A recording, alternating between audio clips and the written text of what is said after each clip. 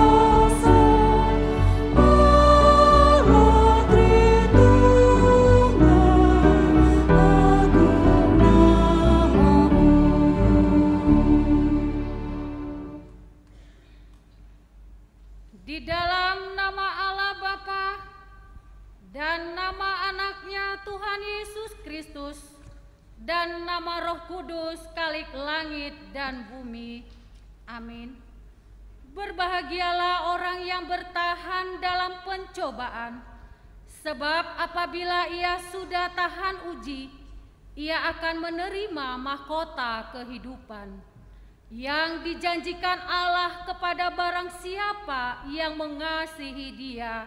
Haleluya.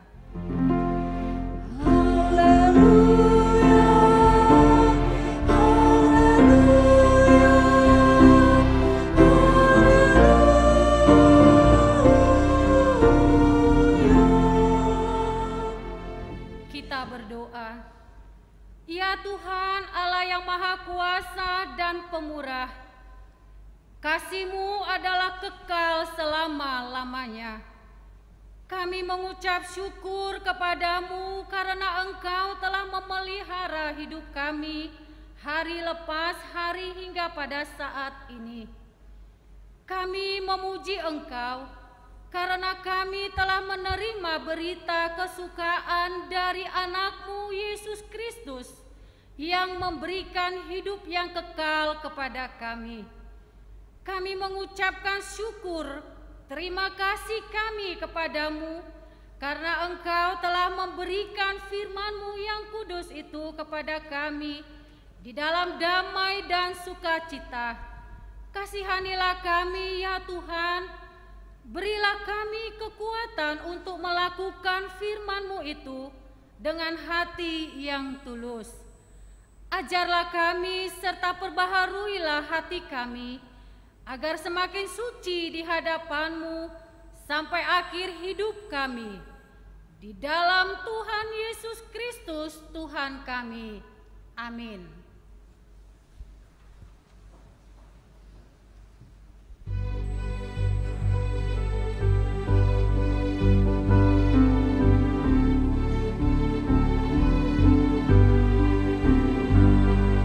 Satukan kami ya Tuhan, satukan dengan ikatan yang kuat. Satukan kami ya Tuhan, satukan dengan kasih-Mu yang kekal. Pelayan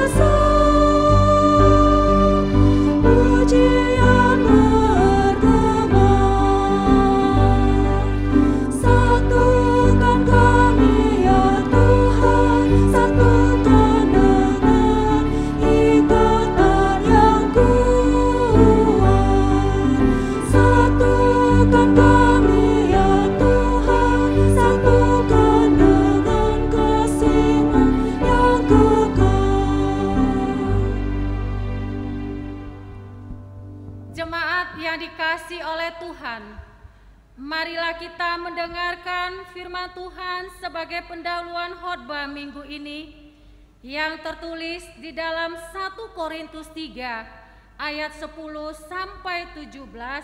Kita akan baca secara responsoria. Demikian firman Tuhan. Sesuai dengan kasih karunia Allah yang dianugerahkan kepadaku, aku sebagai seorang ahli bangunan yang cakap telah meletakkan dasar, dan orang lain membangun terus di atasnya. Tetapi tiap-tiap orang harus memperhatikan bagaimana ia harus membangun di atasnya. Karena tidak ada seorang pun yang dapat meletakkan dasar lain daripada dasar yang telah diletakkan, yaitu Yesus Kristus. Entahkah orang membangun di atas dasar ini dengan emas, perak, batu permata, kayu, rumput kering, atau jerami. Sekali kelak pekerjaan masing-masing orang akan nampak, karena hari Tuhan akan menyatakannya. Sebab ia akan nampak dengan api, dan bagaimana pekerjaan masing-masing orang akan diuji oleh api itu. Jika pekerjaan yang dibangun seseorang tahan uji, ia akan mendapat upah. Jika pekerjaannya terbakar, ia akan menderita kerugian, tetapi ia sendiri akan diselamatkan, tetapi seperti dari dalam api. Tidak tahukah kamu bahwa kamu adalah bait Allah dan bahwa Roh Allah diam di dalam kamu? Jika ada orang yang membinasakan bait Allah, maka Allah akan membinasakan dia. Sebab bait Allah adalah kudus, dan bait Allah itu ialah kamu. Demikian firman Tuhan. Yang berbahagia ialah mereka yang mendengarkan firman Allah dan yang memeliharanya.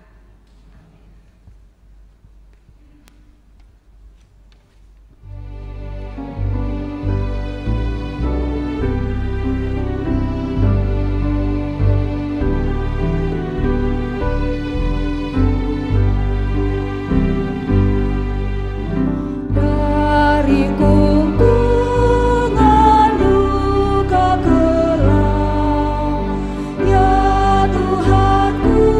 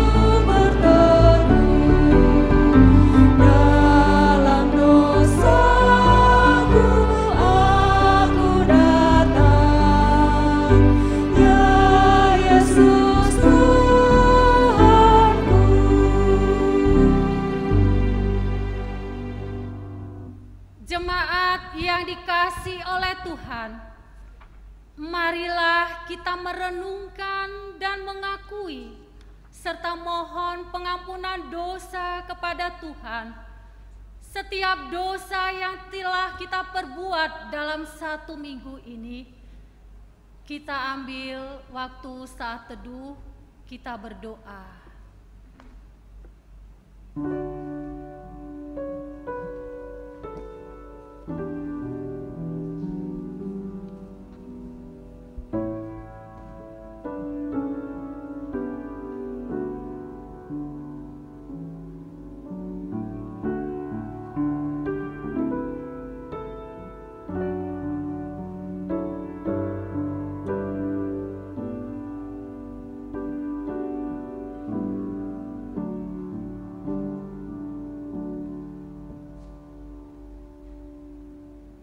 Bapa kami yang ada di surga yang maha kudus, kami tidak layak di hadapan-Mu karena kami senantiasa bergelimang dengan dosa.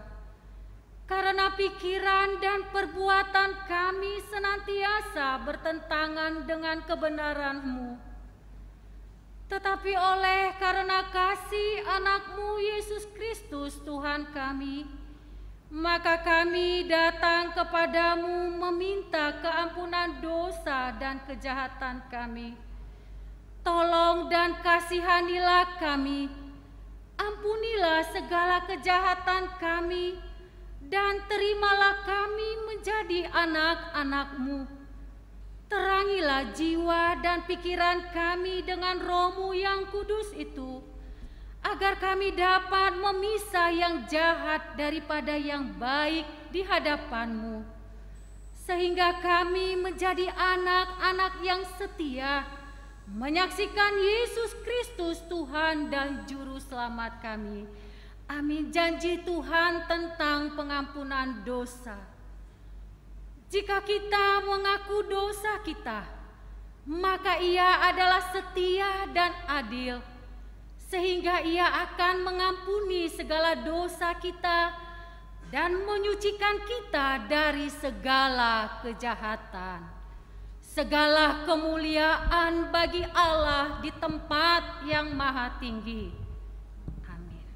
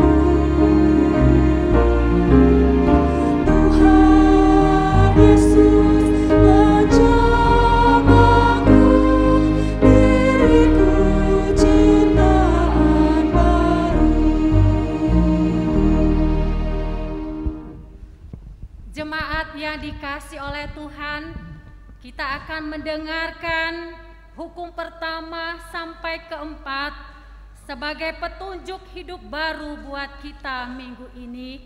Demikian. Hukum pertama, akulah Tuhan Allahmu, jangan ada padamu Allah lain di hadapanku. Hukum kedua, jangan perbuat bagimu patung yang menyerupai apapun yang ada di langit, atau yang ada di bumi, atau yang ada di dalam air di bawah bumi, untuk disembah atau dituruti. Hukum ketiga, jangan menyebut nama Tuhan Allahmu dengan sembarangan, sebab Tuhan akan menghukum orang yang menyia-nyiakan namanya. Hukum keempat, ingat dan kuduskanlah hari Sabat. 6 hari lamanya engkau akan bekerja dan melakukan segala pekerjaanmu. Tetapi hari ke-7 adalah hari Sabat Tuhan Allahmu. Maka jangan melakukan sesuatu pekerjaan, engkau atau anakmu laki-laki, atau anakmu perempuan, atau hambamu perempuan, atau hewanmu, atau orang asing yang berada di kediamanmu. Sebab 6 hari lamanya Tuhan menjadikan langit dan bumi, laut dan segala isinya, dan Ia berhenti pada hari ke-7. Itulah sebabnya Tuhan memberkati hari Sabat dan menguduskannya. Bagaimanakah firman Allah tentang ke-10 hukum itu? Demikian firman Allah. Akulah Allahmu yang maha kuasa, yang tiada tarah, penuntut dosa bapa kepada anaknya, sampai generasi ketiga dan keempat, keturunan orang yang tidak menyukai aku. Tetapi aku mengasihi beribu-ribu orang yang kasih dan setia kepadaku, yang tidak melanggar hukumku. Demikian petunjuk hidup baru buat kita minggu ini. Marilah kita sama-sama memohon kekuatan dari Tuhan. Ya Allah Bapa kami, berilah kami kekuatan untuk melakukan yang sesuai dengan hukum-Mu. Amin.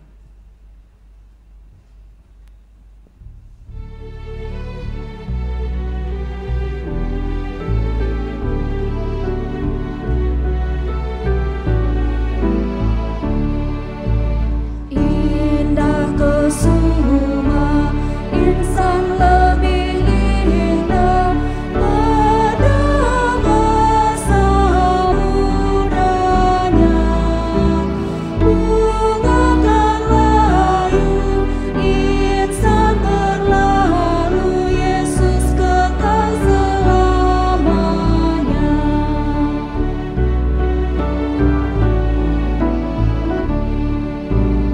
Apa yang indah dalam dunia ini nampak dalam dirimu, yang maha indah, harta surgawi, hanya Engkau ya Tuhanku. Jemaat yang dikasihi oleh Tuhan Yesus Kristus, marilah kita bersaksi mengikrarkan pengakuan iman kita bersama jemaat pada segala abad di seluruh dunia ini. Kita mulai. Aku percaya kepada Allah, Bapa yang Maha Kuasa, Khalik langit dan bumi, dan kepada Yesus Kristus, Anaknya yang tunggal Tuhan kita, yang dikandung daripada Roh Kudus, lahir dari anak Maria, yang menderita di bawah pemerintahan Pontius Pilatus, disalibkan, mati dan dikuburkan, turun dalam kerajaan maut. Pada hari yang ketiga, bangkit pula dari antara orang mati, naik ke surga, duduk di sebelah kanan Allah, Bapa yang Maha Kuasa, dan akan datang dari sana untuk menghakimi orang yang hidup dan yang mati. Aku percaya pada Roh Kudus, gereja yang kudus dan am, persekutuan orang kudus, pengampunan dosa, kebangkitan daging, dan hidup yang kekal. Amin.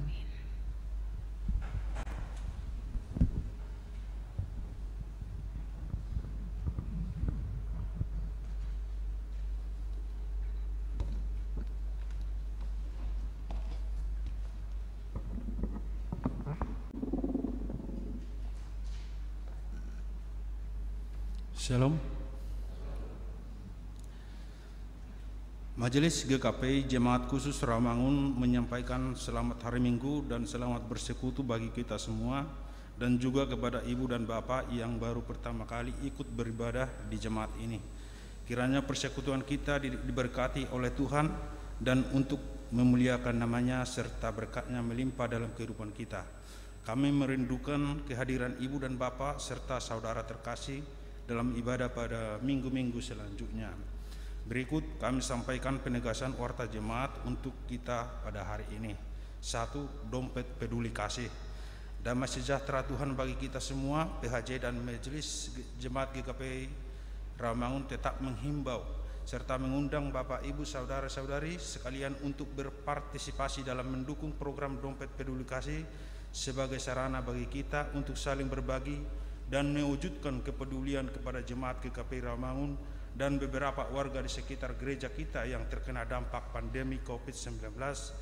Sampai pada 25 Oktober 2020 telah terkumpul dana sebesar 44.498.000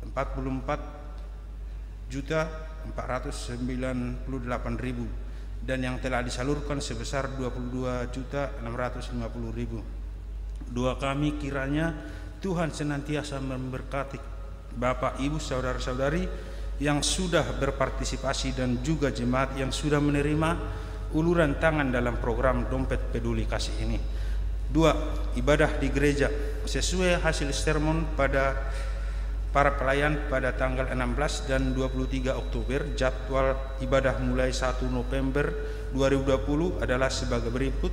Ibadah pertama pukul 7 waktu Indonesia Barat. Ibadah kedua pukul 10 waktu Indonesia Barat ditayangkan secara langsung melalui akun YouTube GKP Rawamangun sehingga warga jemaat dapat mengikutinya secara daring dari rumah. 3. Ibadah sekolah minggu. Selama pandemi dan mengikuti ketentuan pemerintah, maka ibadah sekolah minggu dilaksanakan secara daring. Ibadah ini terdiri dari 2 sesi, yaitu pukul 8 melalui live streaming YouTube GKP Rawamangun untuk kelas bermain dan junior. Pukul 9 melalui Zoom meeting untuk kelas kecil, tanggung, dan remaja. Dimohon kerjasama para orang tua untuk mengingatkan dan mendampingi anak sekolah minggu dalam mengikuti ibadah daring tersebut. Nomor 4. Rapat majelis pada hari ini Minggu 1 November 2020 akan dilanjutkan rapat majelis tahap kedua untuk pembahasan draft program kerja dengan agenda rapat sebagai berikut.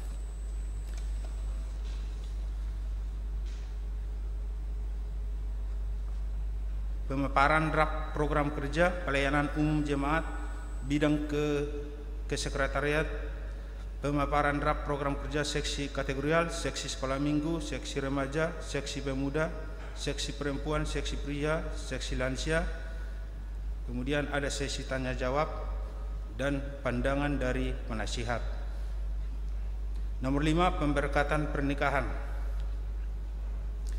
Puji syukur kepada Tuhan atas berkat-Nya sehingga pelayanan pernikahan kudus telah berlangsung dengan baik kepada Saudara Douglas Tuani Tangkas Sodogoron, Mason Simorangkir, dengan Saudari Krishna Isabella Pangaribuan pada hari Kamis 29 Oktober 2020 pukul 9 waktu Indonesia Barat. Kemudian kedua, Saudara Indra Anggiat Pardamian Hutagalung dengan Saudara Siska Natalia Borunadiak Sabtu 31 Oktober 2020 pukul 10 WIB. Nomor 6, baptisan kudus. Warta jemaat kedua. Jemaat kita akan melayangkan baptisan kudus pada hari Minggu 8 November 2020 dalam ibadah pukul 10 WIB. Bagi orang tua yang akan membawa anaknya untuk dibaptis, agar mendaftarkan ke sekretariat dengan membawa akta lahir dan KK. 7. Panitia Natal 2020 dan tim gugus tugas pengendalian COVID-19. Puji syukur pada Tuhan karena pelantikan panitia Natal dan tim gugus tugas pengendalian COVID-19 sudah berjalan dengan baik dalam ibadah Minggu 25 Oktober 2020. Susunan panitia Natal dan tim gugus tugas terdapat pada bagian akhir warta jemaat. Pelatihan Evangelis Explosion. Pelatihan evangelis sedang berlangsung. Diharapkan semua peserta mengikuti jadwal pelatihan sesuai jadwal yang sudah disampaikan. Himbauan untuk mengikuti protokol COVID-19. Pengurus harian jemaat dan tim gugus tugas pengendalian COVID-19 GKP Rawamangun untuk menghimbau seluruh warga jemaat untuk selalu mematuhi protokol COVID-19 selama berada di lingkungan gereja. Dihimbau juga kepada semua warga jemaat agar mengurangi kegiatan secara tatap muka di lingkungan gereja.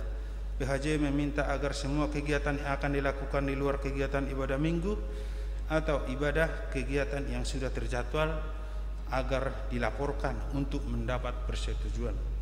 Nomor 10, statistik jemaat yang mengikuti ibadah daring.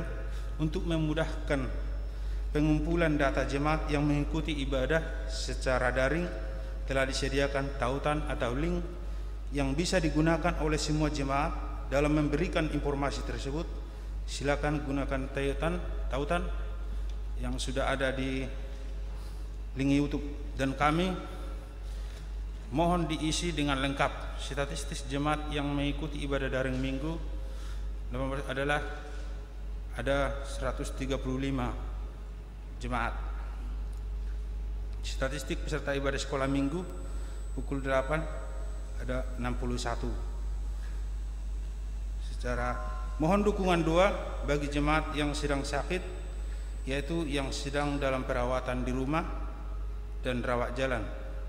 Firman Tuhan bagi yang sakit diambil dari Yeremia 17 ayat 4. Sembuhkanlah aku ya Tuhan, dan aku akan sembuh. Selamatkanlah aku, dan aku akan diselamatkan, sebab Engkaulah yang aku puji. Dan kepada anggota jemaat yang berulang tahun minggu ini dari tanggal 1 November 2020 sampai 7 November 2020, Majelis Jemaat GKPI Rawamangun turut berbahagia atas bertambahnya usia saudara. Firman Tuhan bagi yang berulang tahun diambil dari Yeremia 17 ayat 7. Diberkatilah orang yang mengandalkan Tuhan, yang menaruh harapannya pada Tuhan. Ia akan seperti pohon yang tertanam di tepi air, yang merambatkan akar-akarnya ke tepi batang air, dan yang tidak mengalami datangnya panas terik, yang daunnya tetap hijau, yang tidak khawatir dalam tahun kering, dan yang tidak berhenti menghasilkan buah.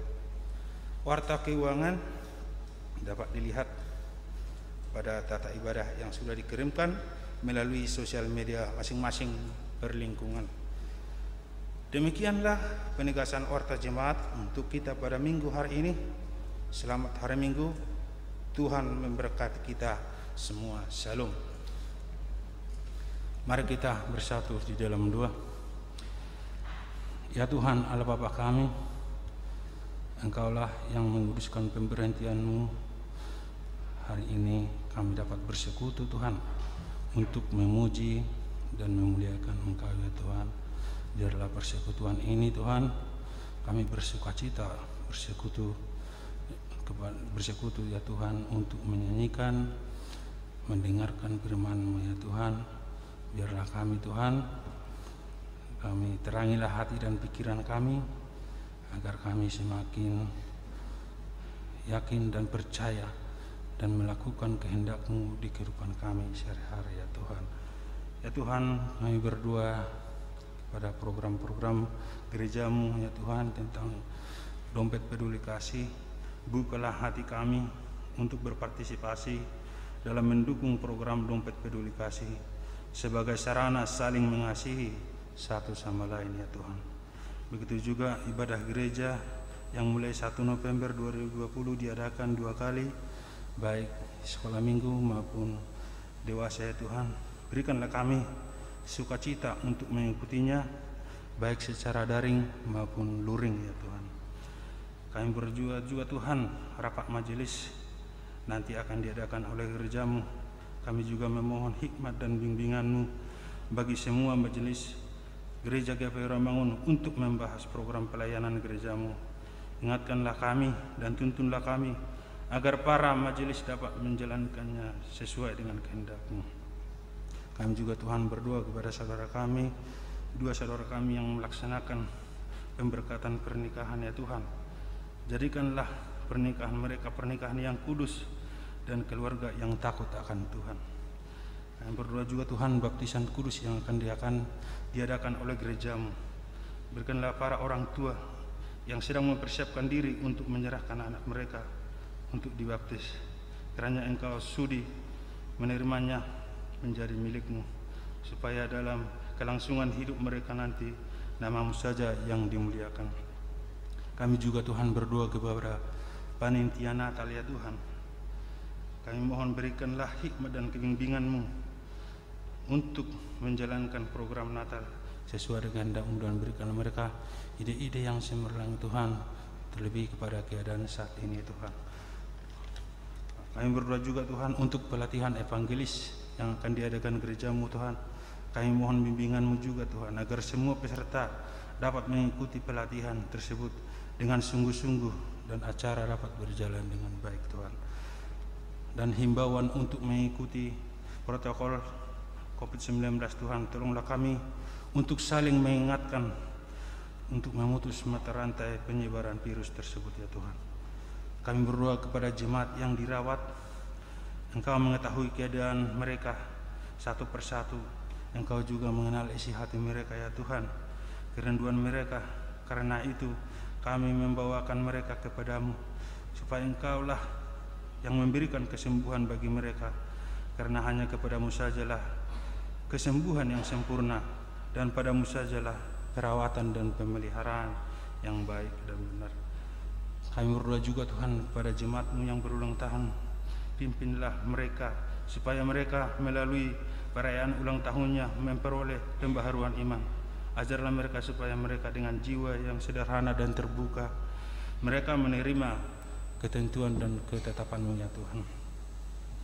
Kami berdoa Tuhan kepada keluarga Bapak Jimmy Sipahutar dan Guru Ginting ya Tuhan, tolong dan hiburkanlah mereka Tuhan. Berikanlah supaya mereka berjalan beserta kami, karena tanpa pertolongan-Mu ya Tuhan kami tidak mampu Tuhan untuk menjalani pergumulan hidup ini ya Tuhan. Ya Tuhan, kami berdoa juga Tuhan kepada seluruh jemaat-Mu. Kami tidak tahu apa yang terjadi kepada mereka, mulai dari yang kecil sampai pada orang tua Tuhan. Kami serahkanlah segala pergumulan kami ya Tuhan. Biarlah Tuhan yang segala mencukupkan apa yang kami perlukan ya Tuhan. Kami berdoa juga Tuhan pada gugus tugas, Engkaulah Tuhan yang memberikan kesehatan sehingga pelayanan di gerejamu ini semakin maksimal ya Tuhan. Inilah doa kami Tuhan yang kami sampaikan hanya melalui anak-Mu Yesus Kristus, Tuhan dan Juru Selamat kami yang hidup. Amin.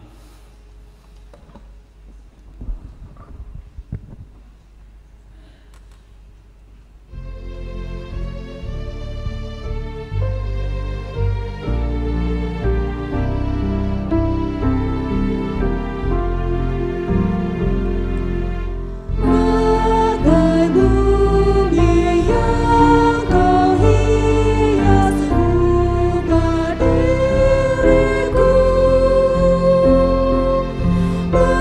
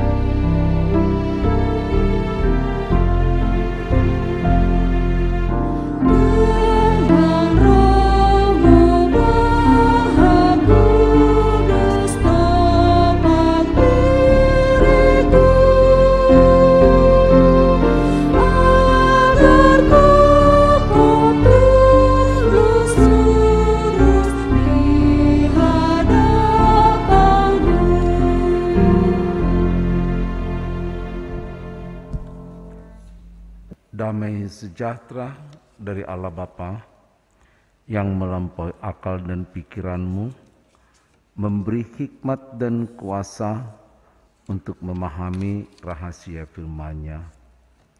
Ya Bapa, makin banyak hal yang tidak kami pahami ketika kami menyelam dalam kasih-Mu, menyelam di dalam firman-Mu, begitu dalam dan begitu luas, dan kami ada di dalamnya. Tanpa kuasa Roh-Mu, kami tidak mampu memahami. Justru kami Tuhan hanya melihat firman-Mu sebagai konsumsi logika kami. Tapi dengan kuasa Roh Kudus-Mu, mengubah firman-Mu itu menjadi nutrisi rohani, sehingga kami dikuatkan, pandangan kami dicerahkan, pengharapan kami diteguhkan untuk hidup yang kekal. Terpuji nama-Mu, dalam Yesus kami berdoa dan mengucap syukur. Amin. Ibu bapa dan saudara-saudara kekasih Yesus Kristus, firman Tuhan untuk kita di ibadah kita 1 November hari ini, sebagaimana tertulis di 2 Raja-Raja pasal yang ke-23 ayat yang pertama sampai ayat ke-14. Tapi ayat ini walaupun hanya 14 ayat, ini panjang-panjang. Kalau aku baca sendiri nanti mungkin ada yang sudah mulai melayang ya. Jadi supaya kita sama-sama aktif dan terlibat di dalamnya, dan dengan demikian kita nanti lebih mudah memahaminya, maka kita membaca secara responsoria supaya kita tetap terjaga. Saya membaca ayat yang ganjil, Ibu Bapak akan membaca ayat yang genap, dan di ayat yang ke-14 nanti kita sama-sama membacanya. Mari kita mulai. Pembaharuan yang dilakukan Josia. Sesudah itu raja menyuruh orang mengumpulkan semua tua-tua Yehuda dan Yerusalem.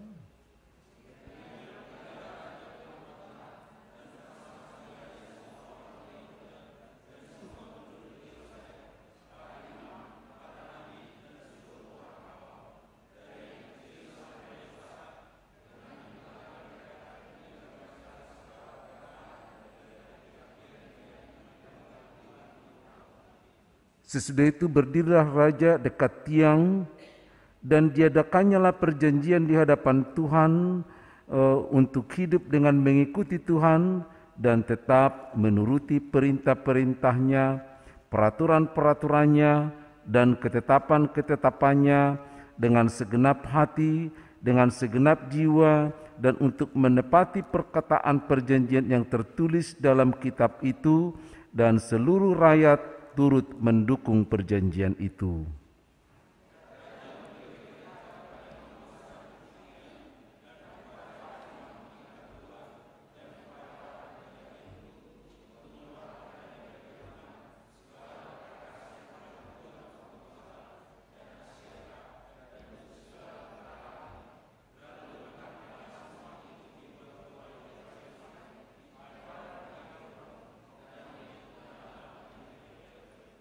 Ia memberhentikan para imam dewa asing yang telah diangkat oleh raja-raja Yehuda untuk membakar korban di bukit pengorbanan di kota-kota Yehuda dan di sekitar Yerusalem.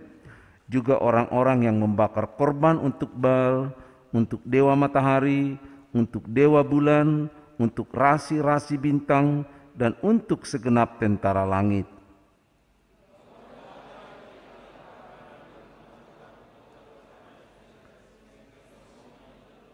Lalu dibakarnya di situ.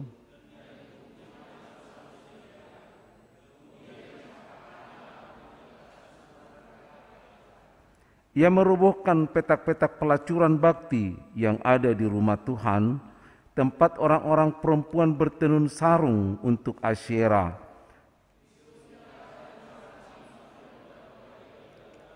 Lalu ia menajiskan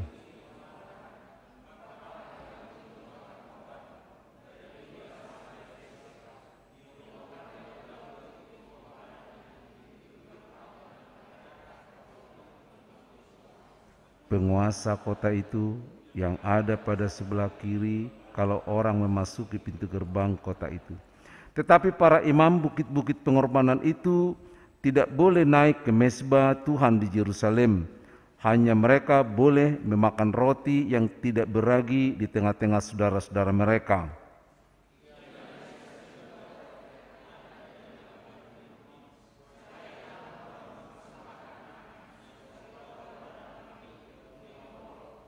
Dibuangnyalah kuda-kuda yang ditaruh oleh raja-raja Yehuda untuk dewa matahari di pintu masuk ke rumah Tuhan dekat bilik Natan Melek, pegawai istana yang tinggal di gedung samping. Juga kereta dewa matahari dibakarnya dengan api.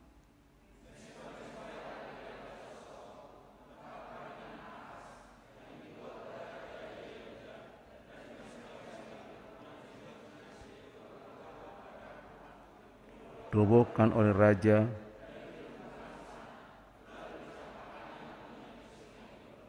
bukit-bukit pengorbanan yang ada di sebelah timur Yerusalem, di sebelah selatan bukit kebusukan, dan yang didirikan oleh Salomo, Raja Israel untuk Asitoret, dewa kejijikan sembahan orang Sidon, dan untuk Kamos, dewa kejijikan sembahan Moab, dan untuk Milkon, dewa kekejian sembahan orang Amon, dinajiskan oleh raja. Sama-sama kita baca.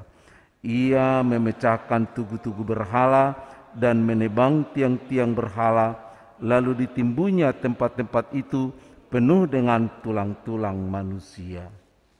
Saudara, minggu kita sebenarnya Oktober, tapi khotbahnya jatuhnya di 1 November, yakni Minggu Reformasi, mengingat 500 tahun Reformasi Luther. Ketika Luther melihat banyak hal yang tidak sesuai lagi dengan Alkitab, maka pada tahun 524 dia mulai memikirkan itu dan mengeluarkan dalil-dalilnya dengan 3 jargon atau topik yang sangat terkenal, yakni sola gratia, sola scriptura, dan sola fide. Hanya karena iman, hanya karena Alkitab, dan hanya karena kasih karunia. Sehingga ia harus dikucilkan dari gereja, dan dia juga disebut menjadi orang tukang protes. Maka orang-orang yang mengikutinya kemudian disebut menjadi orang Protestan, termasuk GKP. Iya, jadi kita adalah gereja Kristen Protestan. Untuk menunjukkan ada hal yang diprotes pada saat-saat terjadi kesuam-suaman. Itu juga menunjukkan kalau iman kita di satu saat perlu diadakan interupsi kepada iman kita, perlu juga diintrospeksi, perlu juga diprotes, apalagi kalau kita sudah masuk dalam kebiasaan-kebiasaan sehingga menghilangkan dinamika-dinamika iman. Ketika kita mulai nyaman bergereja dan kita tidak melihat lagi ada dinamika, tapi menjadi sebuah seremonial yang meninamubukan kita sehingga kehilangan makna dan arti. Maka pada saat itulah perlu diadakan reformasi, kalau tidak besar-besaran, tapi secara pribadi. Reformasi ini sebenarnya juga jauh sebelumnya sudah terjadi. Ketika gereja kita juga dulu masih satu gereja yang seperti yang tertulis dalam pengakuan iman rasuli, gereja imam yang esa, yang Katolik. Tapi tidak lama setelah pengakuan iman dari Nikea tahun 324, kemudian gereja menjadi pecah, yakni gereja Ortodoks dengan gereja Barat yang menjadi Katolik. Saling memprotes sebenarnya. Lalu kemudian ada pembaharuan-pembaharuan dan ada yang kembali ke jalan yang sebenarnya atau yang semula, yakni gereja Ortodoks Timur.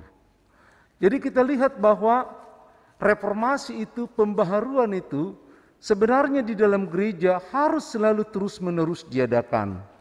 Manakala kita mulai terlena dengan kebiasaan-kebiasaan, sehingga kita kehilangan dinamika rohani dan arti serta makna dalam beribadah, maka perlu diadakan reformasi di dalam kerohanian itu. Sama seperti itu juga ketika teks yang kita baca tadi dari 2 Raja-Raja 23, Raja Yosia sedang mengadakan reformasi. Apa yang direformasi? Karena ketika Raja Yosia diangkat menjadi raja, dia berumur 8 tahun. Anak siapa yang punya umur 8 tahun? Coba bayangkan seberapa besar. 8 tahun diangkat jadi raja, kenapa? Karena pada masa itu bapaknya juga dibunuh, opungnya juga dibunuh hanya untuk merebut kerajaan ini, karena perpolitikan bagi bangsa Israel pada waktu itu sedang kacau balau. Mereka melihat kerajaan itu, jabatan sebagai raja, bukan lagi sesuatu yang diurapi Tuhan, tetapi sudah menjadi sebuah dinasti. Maka Yosia pun sebenarnya diangkat menjadi raja, tidak lagi berdasarkan apa yang dikatakan Tuhan, bahwa raja itu adalah seseorang yang sedang diurapi, seperti Daud, seperti Salomo yang pernah diurapi, bahkan seperti Saul. Tapi kemudian pemilihan raja sudah didasarkan kepada dinasti oleh orang-orang yang suka mengangkatnya. Maka terjadilah berbagai kudeta di situ, bangsa Israel jatuh. Mereka bukan hanya jatuh secara politik, tapi perpolitikan dan juga keagamaan itu hancur adalah karena mereka sudah memasukkan dewa-dewa lain di dalam ibadah mereka. Coba baca kembali yang kita baca tadi. Mulai dari Salomo ketika dia menikah dengan berapa ratus istri tahe. Banyak sekali. Lalu istri-istrinya itu menyumbangkan apa? Dewa-dewa yang ada. 2 minggu yang lalu kita bercerita tentang Ahab. Lalu dia membawa dewa apa? Ya, Asyera. Yang menjadi tiang-tiang penyembahan itu. Jadi istri-istri membawa kebudayaannya sebagai istri raja. Lalu terjadilah bangsa Israel menjadi pengumpulan dewa-dewa. Lihatlah yang kita lihat tadi. Ada dari Moab, ada dari Sidon, ada dari macam-macam dikumpulkan di bait Allah itu. Dan itu sudah menjadi sebuah pemandangan yang biasa pada waktu itu. Emak, dak pola buhai kan gitu ya. Pola cadadok kan gitu. Lalu kemudian ketika menjadi 2, emak, dak pola buhai gitu ya. Tapi mereka enggak tahu ketika dewa-dewa ini masuk, maka hati mereka semakin mati, maka kekacauan terjadi di bidang ekonomi, di bidang politik, apalagi dalam persekutuan mereka. Kehilangan kasih, keakraban, kehilangan kerohanian. Maka dibunuhlah bapaknya Yosia, diangkatlah dia jadi raja oleh orang-orang tertentu, tentu dengan berbagai intrik politik. Mereka mengarahkan Yosia ini seperti yang mereka harapkan. Sebenarnya Raja Yosia ini bukan raja seperti yang diharapkan.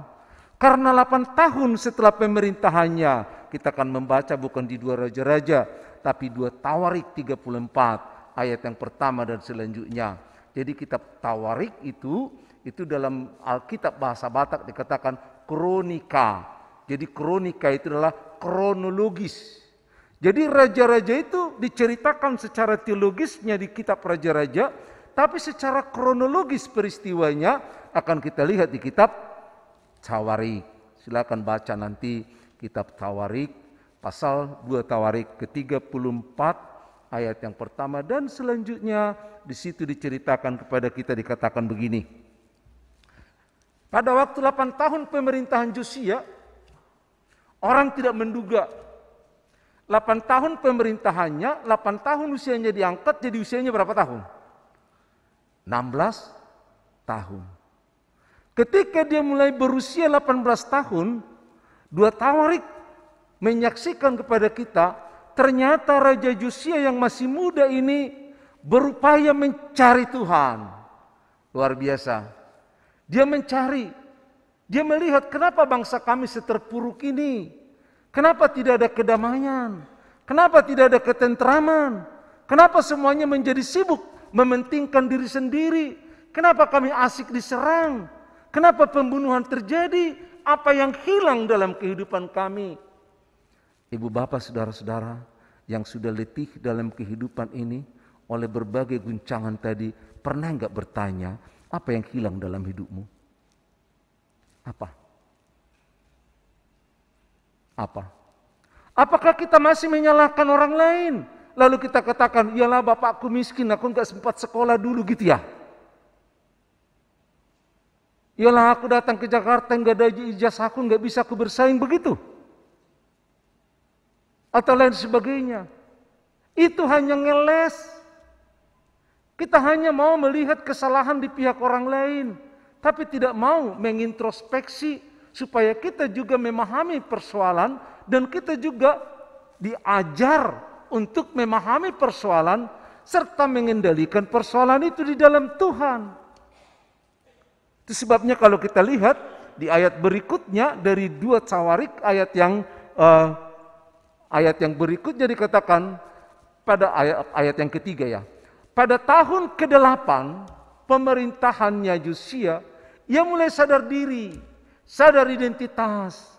Dia tahu kalau dia anak Tuhan, tapi dia tahu kalau kehidupan mereka sudah sangat duniawi, teramat duniawi. Maka dia mencari Tuhan. Mencari Tuhan artinya apa? Bukan mencari ke hutan-hutan sana, bukan mencari di kota, bukan. Tapi mencari bagaimana wajah Tuhan, bagaimana firman Tuhan, bagaimana menyembah Tuhan yang sebenarnya. Masih mau mencarinya? Ya, beberapa orang teman yang mencari Tuhan, mereka menemukan Tuhan itu. Karena Tuhan memang suka dicari, mau enggak mencari? Coba perhatikan 2 Tawarik 7 ayat yang ke-14. Kalau Israel bangsaku yang atas namaku mereka disebut, mencari wajahku, maka aku akan memberkati mereka. Aku akan memberkati mereka. Kalau kita masih mencari wajah Tuhan. Tapi kalau kita hanya asik mencari kepentingan kita asik mencari kesalahan orang, kita asik mencari hal-hal di luar itu, maka Tuhan semakin tersembunyi bagi kita, semakin menjadi misteri bagi kita, menjadi Allah yang tidak dipahami, menjadi Allah yang dikaji dengan logika, sehingga kita betul-betul terperangkap di dalam logika, tapi tidak bertemu dengan Tuhan. Itu sebabnya Tuhan Yesus mencela ahli-ahli Taurat. Ayo buka Matius 23 ayat yang ke-13. Celakalah kamu ahli-ahli Taurat. Celakalah kamu hanya memahami, hanya membaca, hanya menghafal firman Tuhan, tapi tidak memperbaiki karaktermu. 13, 14, 15, sampai 25. Baca, 8 kali Tuhan mengatakan celakalah kamu yang hanya ingin tahu firman Tuhan, tapi tidak bertemu dengan Tuhan.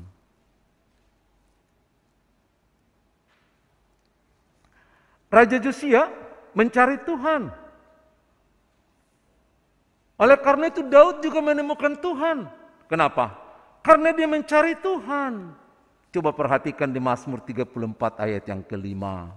Ya, aku telah mencari Tuhan, lalu dia menjawab aku. Ada banyak orang berdoa, katanya ingin bertemu dengan Tuhan. Dia hanya memberikan permintaan kepada Tuhan. Tuhan berikan aku kesehatan Tuhan. Tuhan jauhkan permasalahan Tuhan. Tuhan jaga anakku di sekolah Tuhan. Tuhan begini Tuhan, Tuhan begitu Tuhan. Gak bertemu.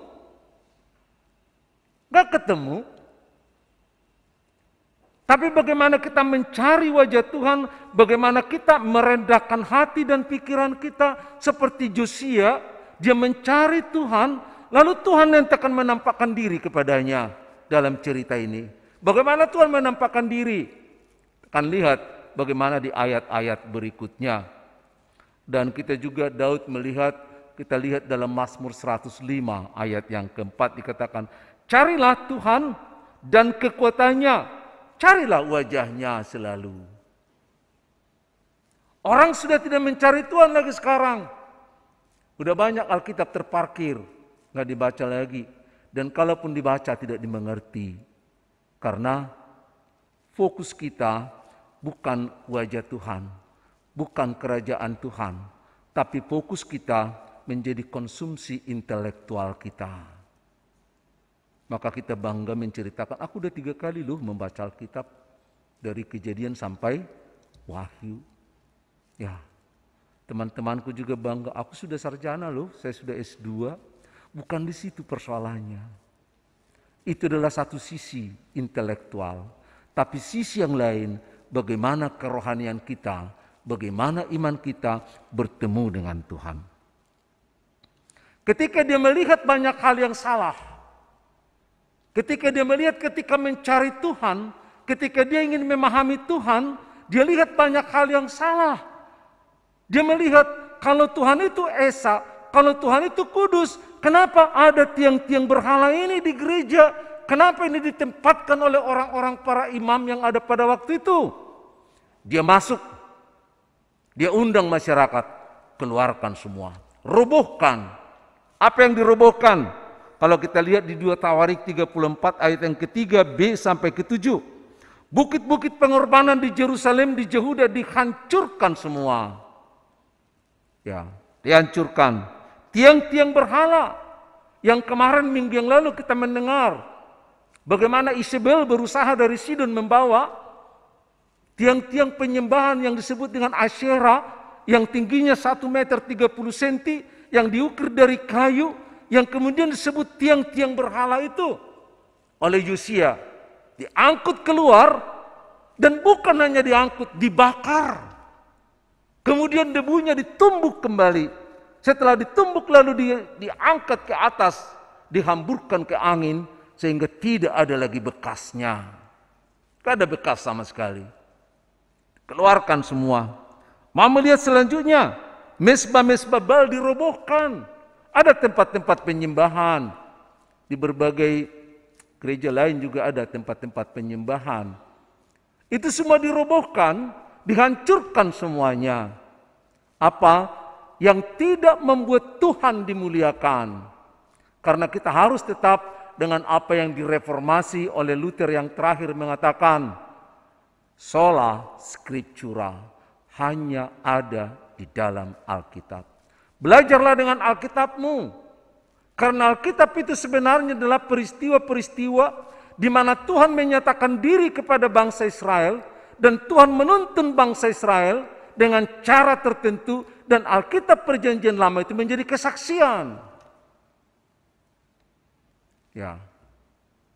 Jadi yang diserahkan kepada Musa hanya 10 dasatita. Tapi Taurat itu bukan 10 dasatita aja. Itu adalah pengajaran-pengajaran yang diberikan kepada Musa. Dan di dalam Taurat itulah dijanjikan kedatangan Mesias. Dan Mesias itu ketika datang yakni firman Allah yang menjadi manusia. Nyata di dalam kehidupan kita dan dia adalah kabar baik itu. Dialah Injil itu. Maka tentang Injil itu Matius menulis. Maka tentang Injil itu Lukas menulis. Maka tentang Injil itu juga Yohanes menulis. Maka kitab Matius, Markus, Lukas, Yohanes bukan Injil, tapi menyaksikan Injil itu. Itu sebabnya Yohanes mengatakan di pasal terakhir, masih banyak hal yang belum tertulis. Tapi kalau kau baca yang tertulis ini, maka kau akan percaya bahwa Yesus adalah Tuhan. Kalau kau membaca Alkitab sampai enggak pada kesimpulan itu? Kalau tidak sampai pada kesimpulan itu, ada roh lain yang mengganggu. Ada roh. Roh apa itu?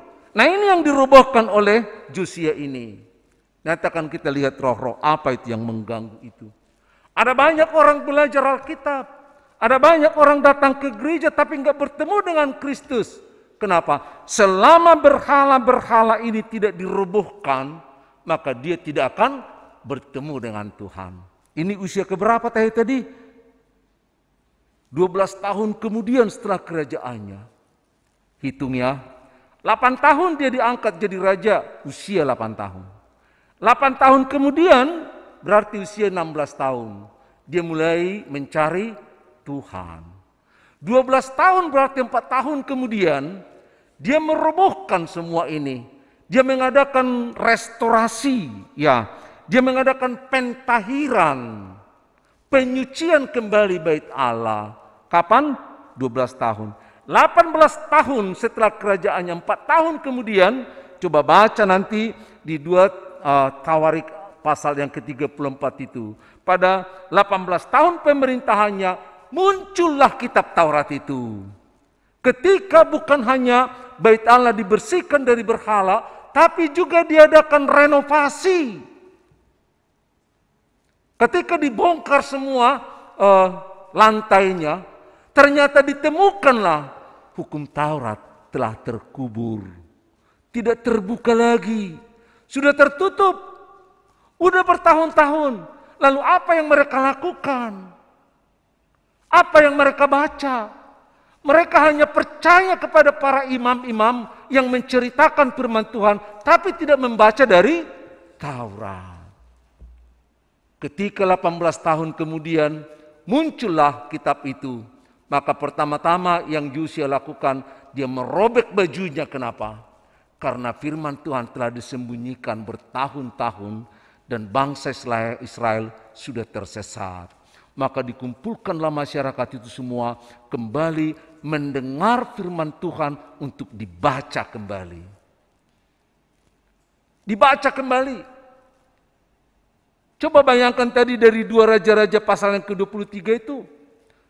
Kembali dibacakan firman Tuhan. Banyak yang menangis, kenapa? Karena ternyata ritus yang mereka lakukan tidak sesuai dengan yang tertulis. Ternyata penyembahan yang mereka lakukan tidak sesuai lagi. Ketika kita diperhadapkan dengan firman Tuhan. Saudara-saudara, saya banyak menemukan hal-hal yang tidak sesuai dengan Alkitab di tengah-tengah gereja. Di tengah-tengah warga gereja juga banyak hal-hal yang tidak sesuai. Yang harus kita reformasi sebenarnya. Sebagai pribadi kita masuk ke pribadi ya. Karena Yosia mengawali reformasi ini dari pribadi, bukan dari orang lain.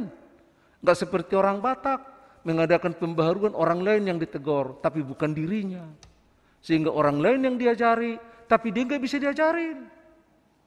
Orang Kristen harus muncul dari diri sendiri. Itu sebabnya Injil itu harus menjadi bagian dari kehidupan kita, supaya dari kita memancar firman Tuhan itu. Seperti apa? Seperti air hidup. Masih ingat saya katakan di Yohanes 4 ayat 14.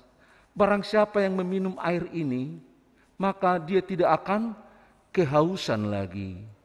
Ya, justru ketika diminum, satu dia tidak kehausan, kedua dari dalam dia memancar air hidup. Sampai kapan? Ya, cobalah dibuka Yohanes 4:14. Sampai hidup yang kekal. Maka kalau kita membaca firman Tuhan, ternyata kita masih haus, ternyata kita masih banyak tanya, tidak mendapat jawabannya. Ternyata kita tidak membawa suatu kehidupan yang mengalir dari diri kita, mesti ada yang salah. Apa yang salah? Ada pribadi kita yang salah. Ada. Saya terus-menerus mengadakan konseling dengan orang-orang yang tidak pernah saya sebut namanya. Yang tidak dapat memahami firman Tuhan, ternyata masih menyimpan hal-hal dari leluhurnya. Ada yang menyimpan barang-barang homitan, apa barang homitan teh? Warisan-warisan yang dia simpan, ada janji-janji dan lain sebagainya, sehingga firman Tuhan tidak dapat dimengerti. Kemarin saya diskusi dengan seorang wanita yang lama sudah menikah. Rupanya katanya dia pergi ke orang yang pintar. Lalu orang pintar ini mengatakan begini, iya dulu waktu kau dikandung mamamu menjual cincin untuk beli sesuatu. Dan cincin itu enggak pernah lagi, padahal mamamu dulu suka sekali dengan cincin itu. Dan tidak pernah kembali lagi, maka mamamu sampai meninggal kecewa. Makanya kau punya apa katanya? Hangalan gitu ya. Itu loh. Jadi harus dibeli apa? Harus kembali dibeli apa? Cincin.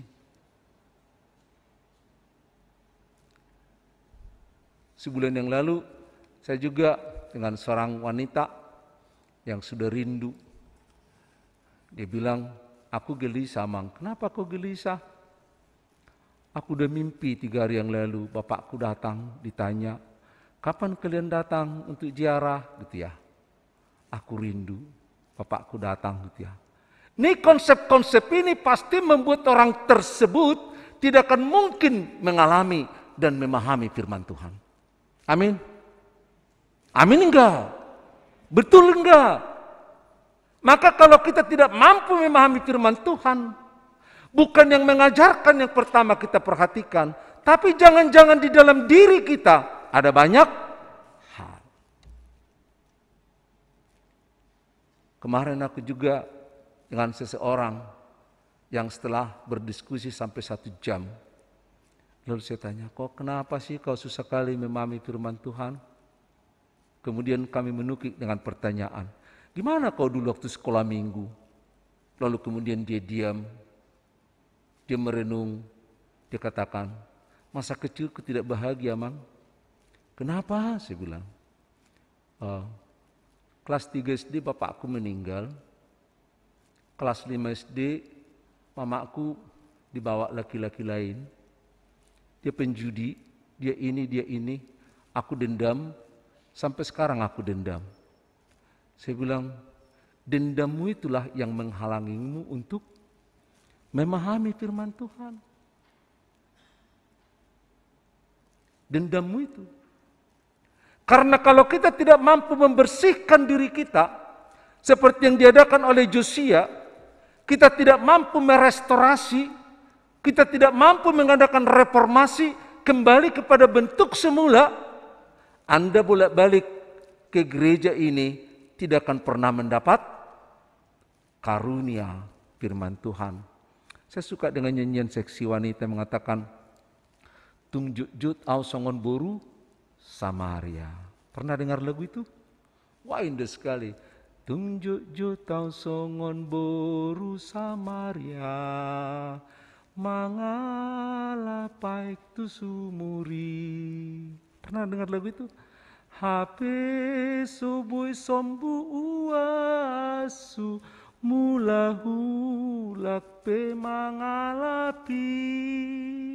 Saya mulahulak tu gereja alai saya boha. Nah itu persoalannya. Kenapa sih? Perhatikan.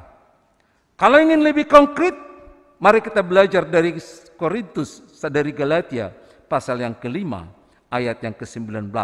Saya sudah pernah ceritakan ini. Ini tidak akan mungkin membuat kita mengadakan restorasi.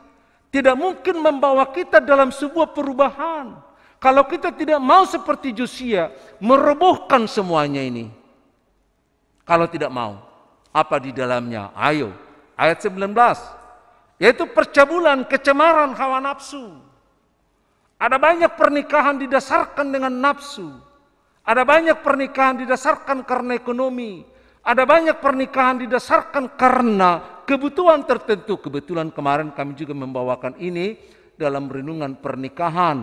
Itu sebabnya dikatakan dalam Kolose 23 ayat yang ke-14 dikatakan, di atas semuanya itu kenakanlah kasih sebagai pengikat. Maka di atas semuanya itu buatlah rumah tanggamu. Bukan di atas kepentingan, bukan di atas keperluan, bukan di atas harga diri supaya punya anak dan lain sebagainya. Tapi kenakanlah kasih sebagai pengikat. Yang apa? Yang mempersatukan dan menyempurnakan. Anda mau sempurna dalam Tuhan? Anda mau terikat betul di dalam Tuhan? Jangan gunakan kepentingan dunia. Ini harus dirobohkan. Harus dirobohkan. Ya.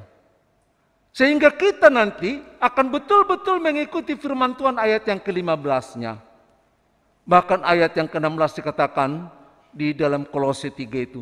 Supaya firman Tuhan tetap tinggal di dalam diri kita.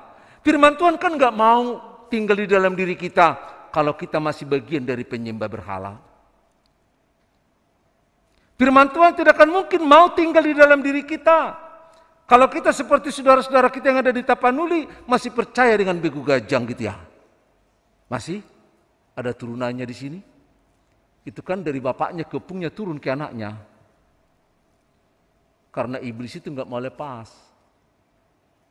Firman Tuhan tidak akan mungkin dan kita tidak akan memiliki kasih kalau di dalam diri kita masih ada janji-janji tertentu dengan penguasa-penguasa angkasa dan lain sebagainya. Ada yang pegang penjaga rumah lah, ada yang pegang penjaga tubuh, ada yang pegang parmani saudara ya, ada yang pegang kulit harimau, ada yang bikin di pinggangnya, kadang-kadang banyak. Ingat, gak akan mungkin mampu memahami firman Tuhan. Selama itu tidak dibuang, itu tidak akan mungkin terjadi. Justru sebaliknya, dia akan ada dalam percabulan, kecemaran, dan hawa nafsu. Ayo kita lihat selanjutnya. Kalau terjadi penyembahan berhala, sihir. Ya, orang Batak susah nih. Selama kita belum yakin kalau orang yang mati sebenarnya nggak punya begu. Yang ada adalah tubuhnya kembali ke tanah, rohnya kembali yang punya. Kalau kau belum percaya, pastikan kau anggap nanti bapak kita yang meninggal, opung kita yang meninggal, jadi datanglah sebagai sumangot, ya, sebagai sahala dan lain sebagainya bahasa halusnya. Bahasa kasarnya apa? Begu. Ya. Dan orang yang percaya itu ingatlah, kalau dia nanti mati dia jadi apa? Dia jadi begu lah. Kan? Siapa nanti mau mati jadi begu? Ya kalau kau percaya orang yang mati jadi begu berarti kau juga menjadi lah iya. Tapi saya nggak percaya karena kita mengatakan tidak demikian. Maka tidak ada begu. Yang ada adalah iblis yang membodoh-bodohi kita. Ya, ini lebih ramai lagi ke bawah. Ayat yang ke-20 ini. Coba contreng. Ini masih ada enggak? Saya bacakan satu-satu. Angkat tangan nanti kalau tinggal satu ya. Kalau tinggal 3 juga boleh angkat tangan. Semuanya sudah habis. Tapi contreng dulu. Satu di antaranya. Perseteruan. Siapa yang suka berseteru? Siapa yang suka berselisih? Siapa yang dikit-dikit iri hati? Siapa yang dikit-dikit marah? Bahkan bangga dia marah gitu ya. Siapa nih? Siapa yang selalu mencari kepentingan diri sendiri? Apapun yang dilihat pokoknya dia dapat gitu loh. Yang lain gak peduli gitu ya. Siapa yang suka pencideraan? Ya. Makanya dia suka sekali nonton film horor, film kriminal, enak sekali kalau melihat darah muncrat gitu ya. Enak sekali gitu ya. Ini siapa nih? Enak sekali kalau melihat orang dipukuli sampai terkapar sampai mati. Bagus gitu ya. Itu siapa tuh? Ini gak mungkin firman Tuhan masuk. Gak mungkin. Karena roh itu gak mau. Ya. Roh pemecah, kedengkian, kemabukan, pesta pora, dan sebagainya. Berapa yang tinggal? Selama ini tinggal tidak dirobohkan, Roh Kudus tidak akan masuk. Mau jungkir balik ibadah, mau berkur dari pagi sampai malam, mau memberikan segala-gala hartanya, Tuhan enggak butuh.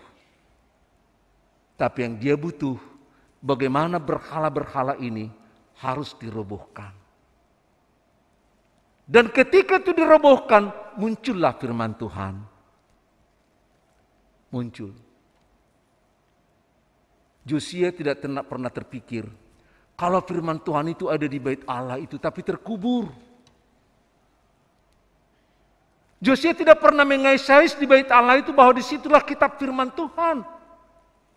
Tapi dia berdoa memperbaiki, dia membuang semua yang kotor di situ. Lalu muncul firman Tuhan. Itu sebabnya Yesus mengatakan kepada Matius, kau dapat apa? Katanya dari tepi pantai. Gak ada. Satu malam kami menyampaikan jala di sini, mendebar jala, tapi tidak ada Lalu Yesus mengatakan, dalam namaku tebarkan ke sebelah kanan. Di tempat yang sama. Di air yang sama. Tapi dengan perintah yang berbeda. Berapa banyak ikan? Berapa banyak ikan yang dapat? Bukan di sana, tapi di sini. Ketika kita mengubah hati kita, ketika kita mengubah pikiran kita, ketika kita percaya kepadanya, sekalipun kita sudah menyampaikan, menebarkan jalan dengan cara kita, tapi dengan perintah Yesus, kita bertemu dengannya. Reformasi terjadi, perbaikan karakter terjadi, komunikasi semakin akrab, kasih semakin terjelma, persekutuan semakin bermanfaat, dan orang semakin bersekutu karena orang-orang yang percaya akan menjadi magnet bagi sesama. Jadilah sebagai anak-anak Tuhan yang terus-menerus mereformasi diri. Jangan pernah tidak memikirkan reformasi. Apa yang harus kita perbaiki dari tingkah laku kita, doakan kepada Tuhan. Dalam 2 Tawarik tadi dikatakan, umatku yang dalam namaku disebut, kalau mereka mencari namaku, mencari wajahku, aku akan memberkati mereka. Tuhan memberkati kita dalam segala hal kehidupan kalau kita mau mereformasi diri. Amin. Kita berdoa. Bapa yang baik, kami mengucap syukur saat kami mencari wajah-Mu, saat kami mencari kebenaran-Mu, ternyata Engkau tidak jauh. Kau ada bersama dengan kami. Kau hanya diam, membiarkan kami dengan nafsu kami, dengan keinginan kami, dengan segala trik-trik yang kami kembangkan. Saat kami mulai lelah, dan ketika kami mulai mencari wajah-Mu, Kau akan muncul dari tengah-tengah situasi yang tidak pernah kami duga. Sebagaimana Josia menemukan firman-Mu, menemukan dirimu, membacakan firman-Mu, mengadakan pembaharuan di segala bidang. Biarlah Tuhan kami juga terus-menerus tidak akan pernah berhenti untuk membuat pembaharuan di tengah-tengah pelayanan jemaat-Mu. Terpuji nama-Mu, dalam Yesus kami berdoa dan mengucap syukur. Amin.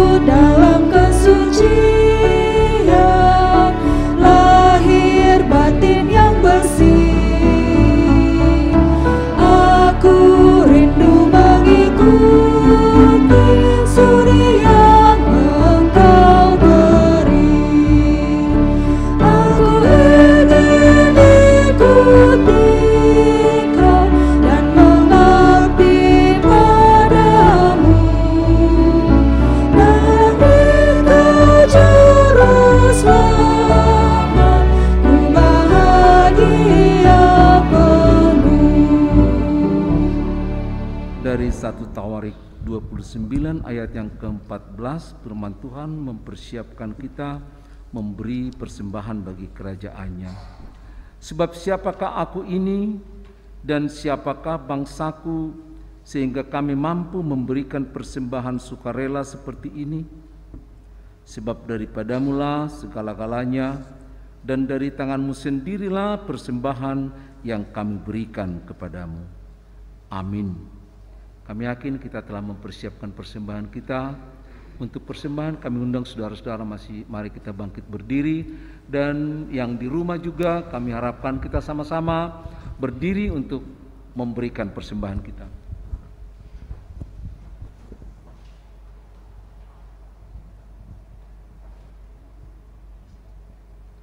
Mari kita berdoa.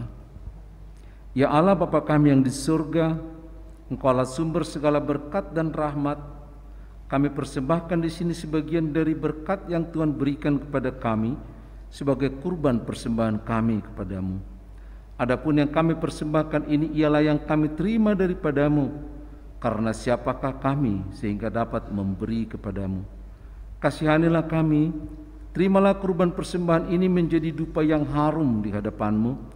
Berkati dan peliharalah agar kami menggunakan persembahan ini untuk kejayaan kerajaan-Mu di tengah gereja-Mu di seluruh dunia ini. Bukalah hati kami dengan Roh-Mu yang kudus, agar kami senantiasa mengucap syukur dan terima kasih kepadamu, dalam nama Yesus Kristus Tuhan kami. Amin. Janganlah kumpulkan harta dunia fana, dengan merusak pencuri membongkarnya. Harta surga kumpulkanlah karena tasamu, di mana hartamu di situlah hatimu. Bapa kami yang di surga, dikuduskanlah namamu, datanglah kerajaan-Mu, jadilah kehendak-Mu di bumi seperti di surga. Berikan kami pada hari ini makanan kami yang secukupnya, dan ampuni kami akan kesalahan kami, seperti kami juga mengampuni orang yang bersalah kepada kami. Dan jangan membawa kami ke dalam pencobaan, tetapi lepaskan kami daripada yang jahat.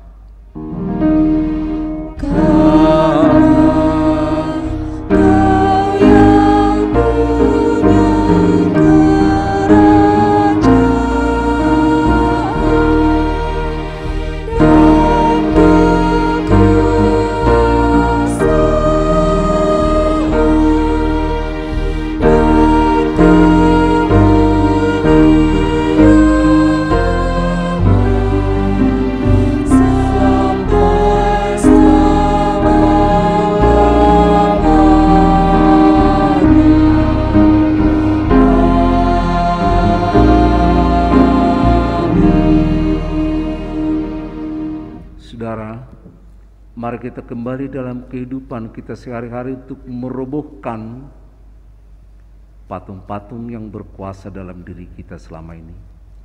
Tuhan memberkati dan menyertai-Mu, terimalah berkat Tuhan. Tuhan menyinarkan wajah-Nya kepadamu dan memberi engkau kasih karunia. Tuhan menghadapkan wajah-Nya kepadamu dan memberi engkau damai sejahtera. Amin. Kita